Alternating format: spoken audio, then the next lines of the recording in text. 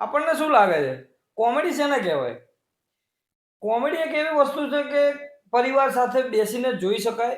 અત્યારે લોકો એવું સમજીને બેઠા છે કે ફક્ત વલ્ગરતા ગંદકીને જ કોમેડી કહેવાય છે કે આ થઈ રહ્યું છે અત્યારે.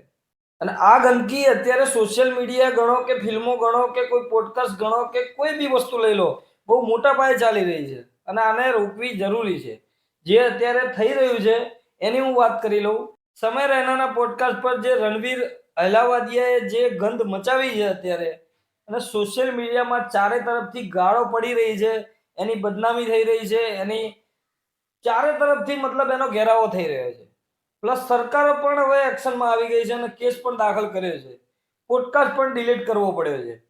શું છે આ બધો મામલો? એની સાથે ગુજરાતનું શું કનેક્શન છે? મતલબ એવું સીધું કનેક્શન તો કંઈ નથી, પણ ગુજરાતમાં એની શું અસર છે, ગુજરાતમાં શું આવું ચાલે છે, એના વિશે પણ આપણે થોડી વાત કરી લઈએ. હેલો મિત્રો, હું છું અમિત, તમે જોઈ રહ્યા છો સિનેમા શો. સિનેમા શો પર આજે કંઈક અલગ રીતની ચર્ચા કરવી છે. કેમ કે જે આ પોડકાસ્ટની અંદર થયું, મા બાપને લઈને ખરાબ ટિપ્પણીઓ કરવામાં આવી, પ્લસ એક સ્ત્રી થઈને સ્ત્રીની મર્યાદા ભૂલી ગઈ છે, એવી પણ આ પોડકાસ્ટની અંદર વાત કર. જો કે આ પોડકાસ્ટની અંદર આ જ ચાલે છે, પણ અત્યારે તો એક લિમિટ હોય કોઈ વસ્તુની. અત્યારે એ લિમિટથી બહુ વધારે પડતું ઉપર થઈ ગયું. મારો કહેવાનો તાત્પર્ય એ છે કે આ એક લોકો ગુનેગાર નથી. આ લોકો સામે આવ્યા, લોકોનો સામનો કરવો પડ્યો, માફી માંગવી પડી, બધી જ વાત બરાબર છે, થવું જ જોઈએ અને આવા લોકોનો વિરોધ થવો જ જોઈએ. પણ શું આ એક જ લોકો એવા છે ભારતની અંદર કે આ વસ્તુ કરી રહ્યા છે? અરે ઢગલાબંધ લોકો પડ્યા છે, પણ આના વિશે કોઈને બોલવું ગમતું નથી. બસ આ ઝંડે ચડી ગયા છે, ચડવા જ જોઈએ, આવા લોકો ચડવા જ જોઈએ. કોઈ હક નથી અમને કોઈના મા બાપ વિશે કે તમે કોઈ પર્ટિક્યુલર વ્યક્તિ વિશે તમે આડી અવડી આવી હદ વગરની વાત કરી શકો. કોઈ તમને એ ઇજાજત નથી આપતું. અત્યારે હું તો માનું છું કે કાનૂનમાં એક સુધારો લાવવો પડે કે સોશિયલ મીડિયાની અંદર જે પ્રકારની ગંદકી જઈ રહી છે અને જે લોકો સુધી પહોંચી રહી છે એ બહુ જ હદની બહાર છે.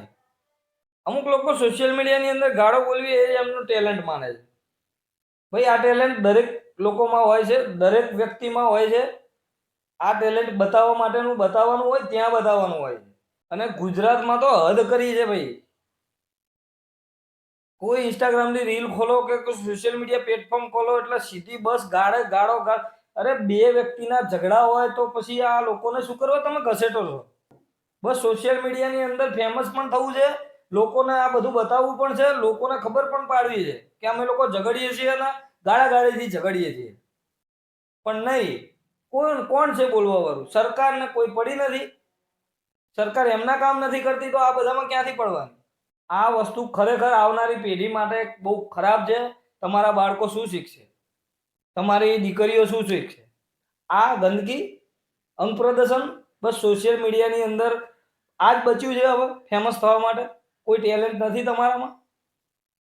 આ વસ્તુ અમને પણ કરતા આવડે છે. અહીં બેઠા બેઠા રિવ્યુ કરીએ એટલે ગમે તેમ ગાળો પણ બોલી નાખીએ. એ વસ્તુ ક્યાંય એક્સેપ્ટેબલ નથી અને ના જ હોવી જોઈએ. એ જ વ્યક્તિઓ ગાળો બોલે છે કે જે એમને બીજું કોઈ ટેલેન્ટ નથી. જોઈ લેજો તમે દરેક ઇન્ફ્લુએન્સર, આ લોકો ગાળોને જ એમની મહાનતા માની લીધી છે. જે લોકો બોલે છે એમને ગમે તે લોકો બીજા ગમે તે કહેતા હોય, પણ એ લોકોને એમ જ છે કે બસ અમે જ મહાન છીએ. બસ થોડા સા ઇન્ફ્લુએન્સર હોય અને થોડા ફોલોવર વધી ગયા એટલે બસ પોતાની જાતને એક સુપરસ્ટાર માની લીધા છે. માનો, અમને કઈ વાંધો નથી, માનવા જ જોઈએ એને. કારણ કે આવું ટેલેન્ટ તો દરેકમાં નથી હોતું ને. અત્યારે નાના નાના ઇન્ફ્લુએન્સરો પણ જોયા છે ઇન્સ્ટાગ્રામની અંદર કે 10-12 વર્ષની 15 વર્ષની છોકરીઓ પણ અત્યારથી અંગ પ્રદર્શન કરવા લાગી છે, રીલ્સ બનાવવા લાગી છે, ના કરવાનું કરી રહી છે, ગાળો બોલી રહી છે. અને પાછા એમ કે છે કે અમારા વિડીયો ના જોશો ને ગાળો બોલતા હોય પરિવાર સાથે કેમ જોવો છો? કોઈને જોવાનો શોખ નથી. તમે એટલા મોટા ઇન્ફ્લુએન્સર છો, લોકોએ તમને મોટા કરી દીધા છે એટલે ના જોવા હોય તો પણ આવી જાય.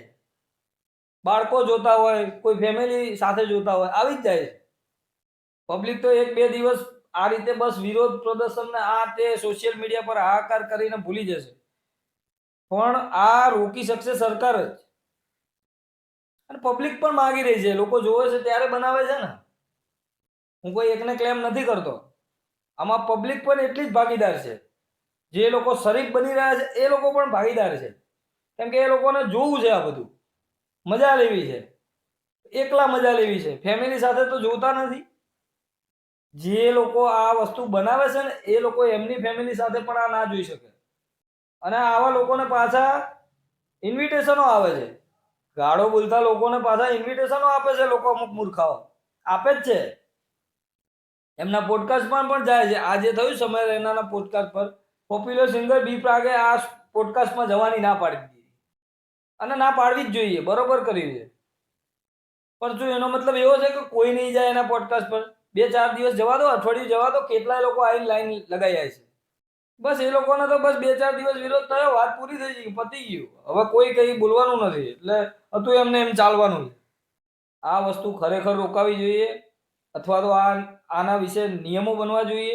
સામાજિક સંસ્થાઓએ આગળ આવવું જોઈએ, નારી સન્માનની વાતો કરતા લોકોએ પણ આગળ આવવું જોઈએ. અમથા કઈ વાત હોય નારી સન્માનની તો આવી જશે. અત્યારે નારીઓ ભરીને ગાળો બોલી રહી છે સોશિયલ મીડિયા પર, તો ક્યાં આ લોકો ત્યાં કેમ નથી પહોંચતા? શું એ લોકોની કોઈ જવાબદારી નથી? પોતાની જાતને નીચી બતાવીને ફેમસ થવું એ તો કેટલું યોગ્ય છે. અને અત્યારે કતાર લાગી છે, બધા દરેકને બસ ગાળો બોલીને ફેમસ થઈ જવું છે. તો અમે પણ ચાલુ કરી દઈએ. ભાઈ દરેક લોકોને ગાળો આવડે છે અને દરેક લોકો બોલી શકે છે. તમારા ફેમિલીમાં પણ દરેક લોકોને આવડતી હશે, દરેક વ્યક્તિને આવડતી હશે. તો શું એ તમારી સામે કોઈ દિવસ બોલ્યા છે? તમે બનાવો છો એટલે લોકો જોવે છે, અને તમે જોવો છો એટલે લોકો બનાવે છે. આ બંને વસ્તુ પર્યાય છે. ખરેખર તમે શું માનો છો? સોશિયલ મીડિયાની અંદર ગાળો બોલવી જરૂરી છે કે ગાળો ના બોલવી જોઈએ, કે સ્વસ્થ ને સારા વિડીયો બનવા જોઈએ? ખરેખર તમારું શું મંતવ્ય છે એ મને કોમેન્ટ બોક્સમાં જરૂરથી જણાવજો. આજે આ વિશે જ ચર્ચા કરવાની છે.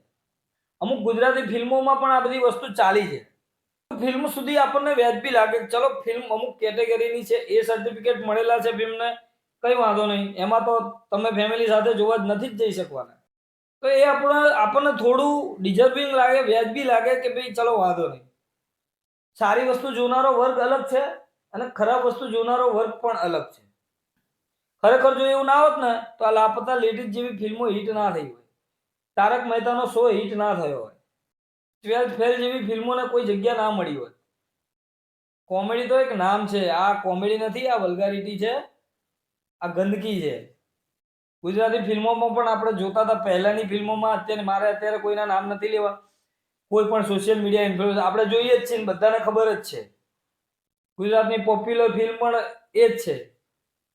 એટલે મતલબ દૂધના ધોયેલા કોઈ નથી. કોઈ એક વ્યક્તિને ગાળો દેવી મને હિતાવહ નથી લાગતી. એકને ગાળો દેવી હોય તો બધાને ગાળો દેવી પડશે. એકનો વિરોધ કરવો હોય તો બધાનો વિરોધ કરવો પડશે. એકનો પોડકાસ્ટ બંધ કરાવવો હોય તો બીજાને પણ કરાવવો પડશે. એ કોણ કરશે? તમે ને હું તો નથી કરી શકવાના. સરકારે જઈને એક્શન લીધી ત્યારે પોડકાસ્ટ પણ ડિલીટ થયો ને માફી પણ માગી. બહુ ગંભીર બાબત છે. આ બાબતે ચર્ચા થવી જોઈએ, બહુ લાંબી ચર્ચા થવી જોઈએ. અને સરકારોએ તો ખરેખર હવે એક મિનિસ્ટ્રી આપવી જોઈએ આ બાબત વિશેની, કે સોશિયલ મીડિયા જ જોવાનું ખાલી.